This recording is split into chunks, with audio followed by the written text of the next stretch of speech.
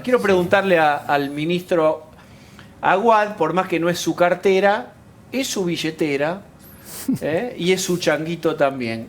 ¿Alguna reflexión acerca de la dificultad que está teniendo el gobierno con esto de la inflación, no? Bueno, primero hay que entender de dónde venimos. Es decir, resolver el problema del que viene la Argentina no es una tarea sencilla. La Argentina no produce lo que consume. Tiene un faltante de 25.000 millones de dólares por año. Ese es el problema de la Argentina. ¿Qué quiere decir un faltante? Le faltan 25.000 millones de dólares todos los años. Lo que gasta esta hace familia años llamada y la años Argentina... Es como si en tu casa a vos te faltan 100 pesos para llegar a fin de mes. A la Argentina le faltan 25.000 millones de dólares por año.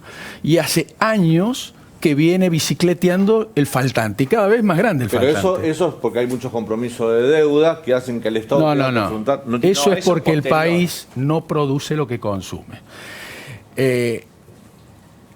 Venimos, tan grande es el fracaso, que venimos de un ministro de Economía que quiso sustituir el mercado por el gasto público.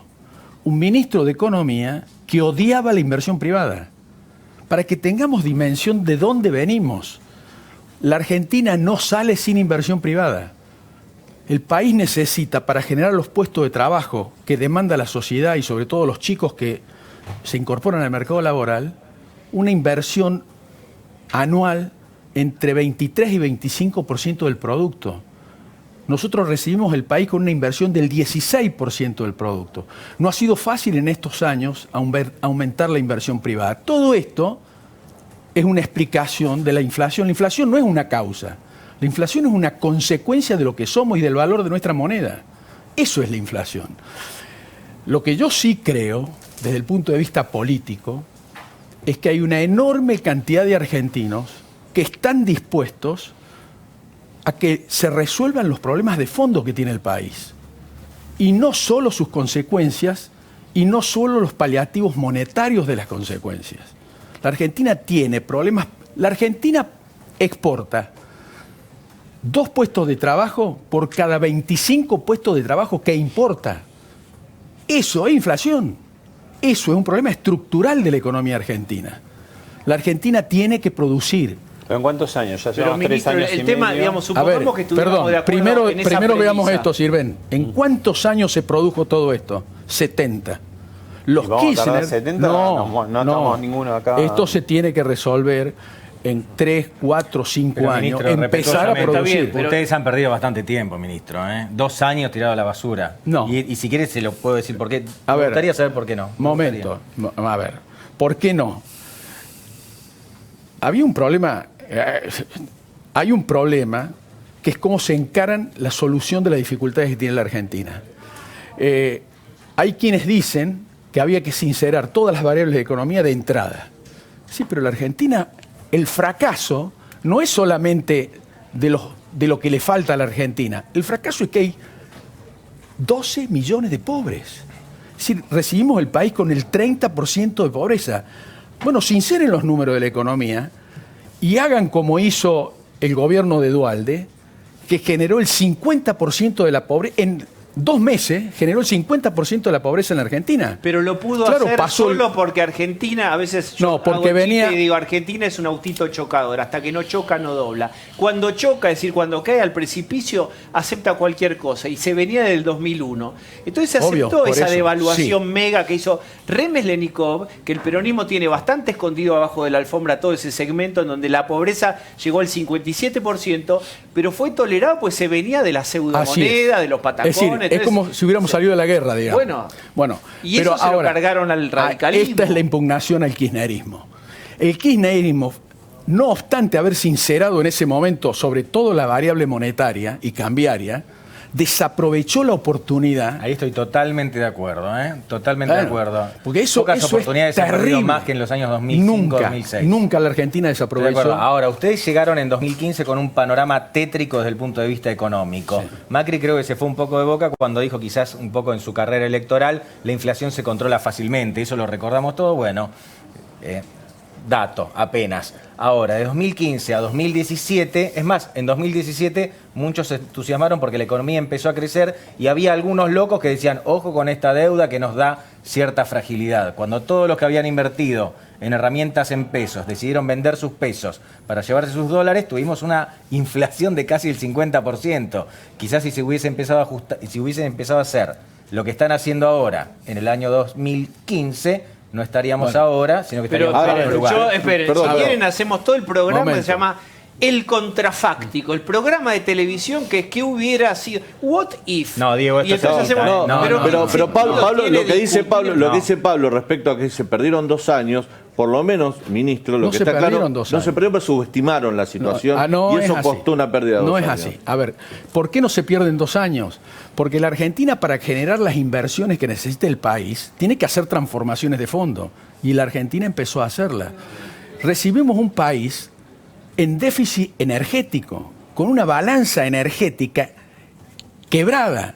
Estamos recuperando el gas y el petróleo que la Argentina necesita para no seguir dilapidando divisas para comprar gas y el petróleo. Estamos haciendo una obra de infraestructura para la logística productiva que jamás se había hecho en el país.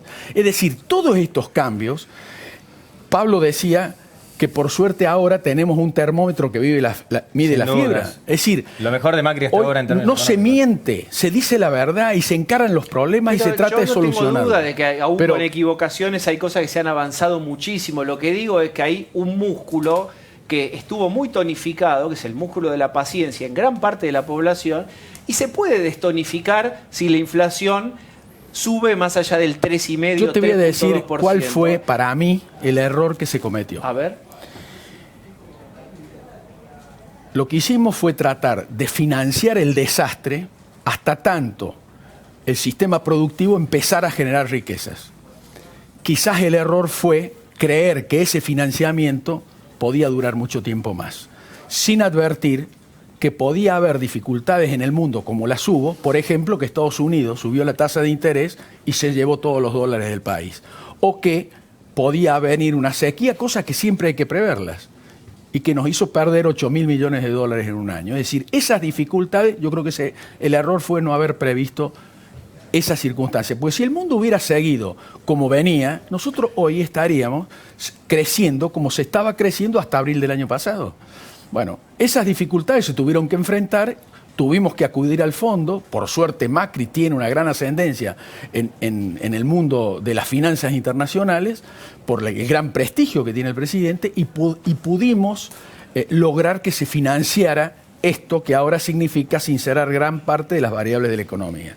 Estamos en esa etapa, son etapas de dificultades, pero si los cambios estructurales se siguen haciendo, la Argentina empieza a crecer antes de fin de año y no tiene que dejar de parar de crecer. Aguad, usted es un hombre del radicalismo. ¿Usted comparte las sugerencias y críticas que hacen los dirigentes del radicalismo? Por ejemplo, lo que salió de la reunión de Corrientes donde estuvieron los gobernadores pidiéndole cambios al gobierno en el tema de las tarifas, en el tema del consumo, donde le pidió algunos cambios su partido, el radicalismo, al gobierno que usted integra como ministro. Yo lo que digo es que estos cambios profundos requieren coraje para esperar los resultados.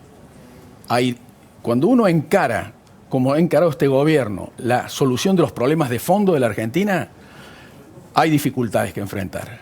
Y no hay que salir corriendo frente a las dificultades, hay que enfrentarlo a los cambios. Y a ver, yo no puedo decir, no soy populista, y reclamar que se congelen las tarifas o que se aumente el consumo. La pregunta es ¿con qué? ¿Quién financia esto? Nada es gratis. Bueno, pero es importante lo que dice porque se distancia un poco de lo que pidieron algunos gobernadores radicales que pidieron esto. Y puedo sumar a un señor. Obviamente. Mucho gusto, Roberto Lavagna. Estoy en Expoagro y digo, hay que terminar con la palabra ajuste. Hay que hablar de crecimiento. Lo dijo Roberto Lavagna.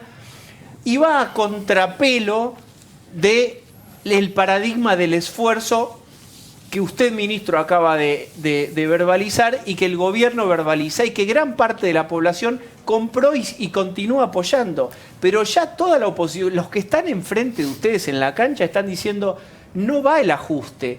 Y es un discurso que es tentador. Diego, perdóname, hay solo 3 gobiernos en la historia universal que ganaron sus elecciones promoviendo un plan de ajuste. Uno fue Reagan, el otro fue Kohl en Alemania y la otra fue Thatcher en Gran Bretaña. Macri sería el cuarto. Nosotros no estamos proponiendo un ajuste. Nosotros estamos proponiendo esperar los resultados de estos cambios estructurales que se está haciendo en la Argentina. Pero yo quiero decir una cosa que no me refiero particularmente a La Baña. Pero en la Argentina pasa algo extraordinariamente curioso. Los autores del fracaso y de la crisis fenomenal que vive hoy la Argentina, no es fenomenal, de la crisis que vive hoy la Argentina, son los que hoy dicen y nos dan las recetas para salir de la crisis. La Baña, no hay ningún candidato a presidente en la Argentina de la oposición que no haya sido parte del gobierno anterior, que es el autor de la crisis que estamos viviendo. Pero La Baña se presenta como exitoso, y para gran parte de la población es... La Baña Remelnikov recibió el paquete, recibió la pobreza 57 por el tipo de cambio y se fue. Ahora, ministro... Denunciando la cartelización de la obra pública. Sí, y hoy dicen, no hay que hablar de corrupción. Pero no en sede judicial, ¿eh? ¿Cómo? Una denuncia pública hizo, no la hizo por eso digo. En tribunales. Es Bueno, decir, está bien, digo, pero si sabés que existe un ilícito, anda a la justicia a denunciarlo y no públicamente. En eso tiene razón Aguad. La Baña no lo hizo mirá así. cómo te miro si es posible eso. ¿Pero por qué no? En 2005 le quieren... Digo, Carrió no lo hizo en el 2005, ¿por qué no lo podía hacer él? Te hablo desde el 2019, lo que debiste haber hecho en 2005 cuando Kirchner estaba en la cima de la Pero ahora La Baña dice que no va a investigar la corrupción. No, y ese es un elemento. Bueno, ese es un elemento. No que no denunció en sede judicial. Pero digo, entonces, ¿qué piensan ustedes? ¿No tienen miedo que el discurso que va en contra del esfuerzo sea tentador para una parte incluso del electorado de Cambiemos? Yo creo que el que no tiene miedo es la gran parte de la sociedad que quiere el cambio, que quiere dar vuelta una página de la Argentina y que está dispuesto a hacerlo. Cuando las encuestas dicen que el 30% no se mueve del lado de Macri, eso quiere decir que existe un liderazgo del cambio, del liderazgo del hartazgo de vivir una Argentina que retrocede permanentemente, que es muy importante. Es muy importante porque está dispuesta a acompañarnos, aún en las dificultades.